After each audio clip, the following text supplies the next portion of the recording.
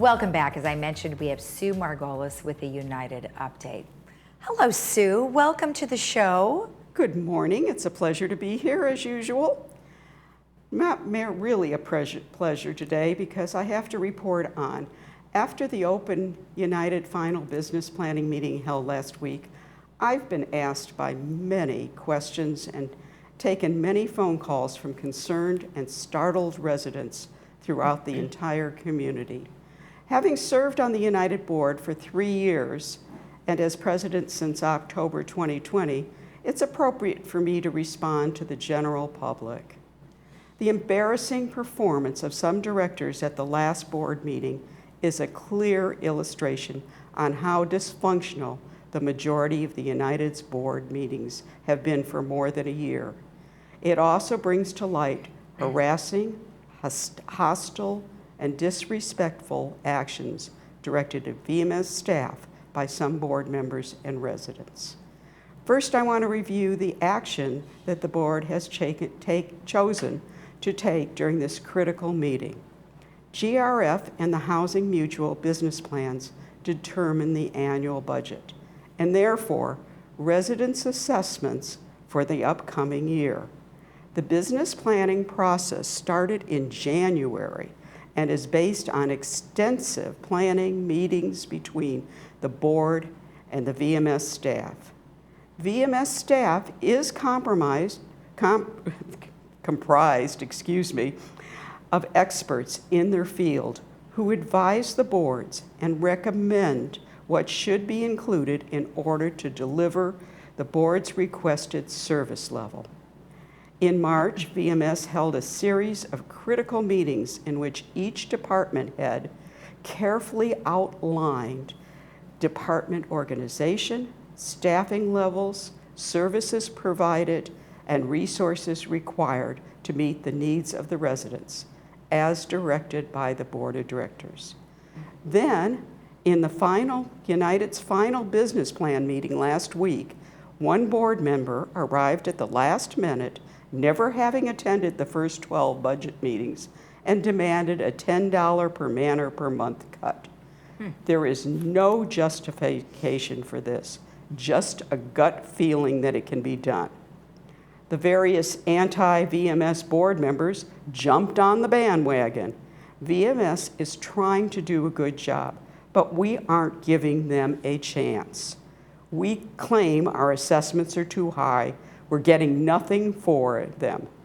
When it is presented that performing landscaping at a level some would like, almost to the level PCM had of staff, would cost $1 million more per year, everyone on the board thinks complaining and demanding quality will work better. Prices everywhere are increasing, just as in our own world. New waste regulations are increasing our trash pickup cost. Insurance costs for fire have soared. The cost of parts, maintenance supplies are rising each day. There have been no savings in United from COVID this year. Yet some directors continue to claim the opposite. Even if there were savings, remember your United assessment does not include any facilities that were closed due to the ongoing pandemic. Your GRF assessment covers the amenities and shared costs. Savings for the previous year were applied to the 2020 assessment, which resulted in holding that amount down. Ask yourself what the results will be of a last-minute arbitrary demand to remove $750,000 from a carefully planned 2020 budget. Do we want to live in a community that avoids upsetting residents who don't want to face the true costs of maintaining a safe, secure, and pleasant community? Consider the recent tragedy in Florida, Surfside community. Could you clarify what happened? The condominium collapsed. Oh, the collapsed one, yes. Because that's the right. board did not take action when they heard that there were problems. Oh, yeah, okay. Thank you. Next, after the embarrassing performance at the last board, would you be surprised to know that the board members have been investigated repeatedly regarding workplace harassment issues against staff? These very situations have required the use of an independent investigator at a great cost. When these reports presented to the board prove that there has been harassment contributing to the hostile workplace, the instigators are excused by the United Board. Mm-hmm.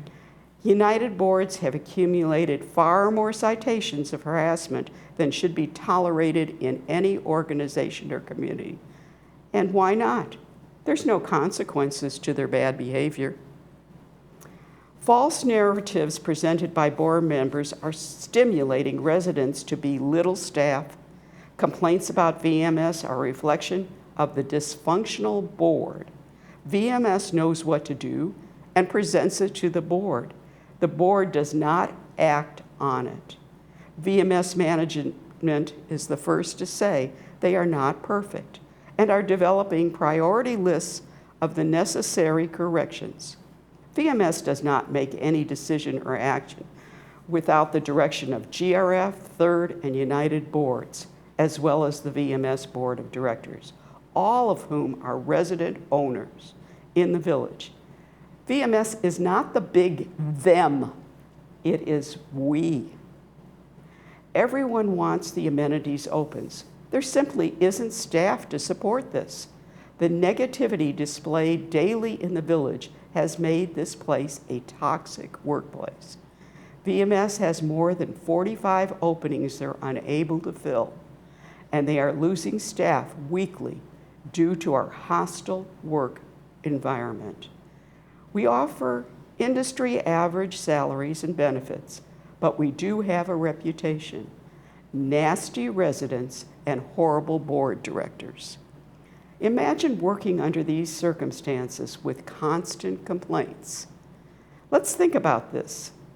If the United Board cannot govern itself fairly, how can it be expected to govern the community fairly?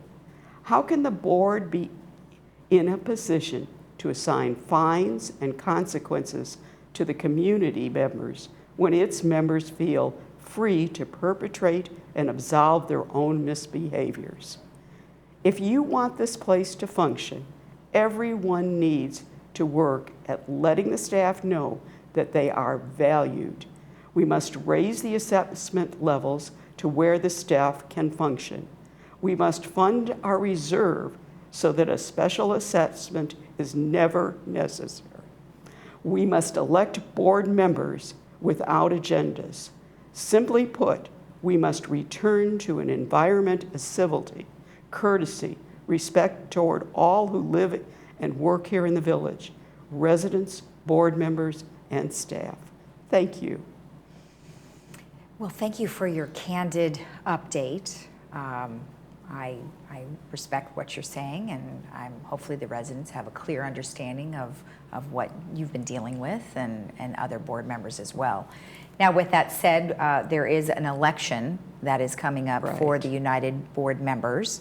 And how many positions are available? There are 5 positions open, and there are a number of people who have applied. Okay. So we will have the ballots out fairly soon, and they should take their time to look at these people carefully and realize that we want a group that can work with the staff. Exactly. Now, we are going to have a Meet the Candidates of those folks who are running, and that'll be on September 10th, and that's at 1:30 in the afternoon, and that will be right here on Village Television. So thank you very much. We've appreciated all of the information that you have given us over the time that you've been with the board, so thank you. Thank you. All right, remember that you can meet the candidates that are running for the United Board. You can see them right here on Village Television, and that was September 10th at 1:30. We'll be right back.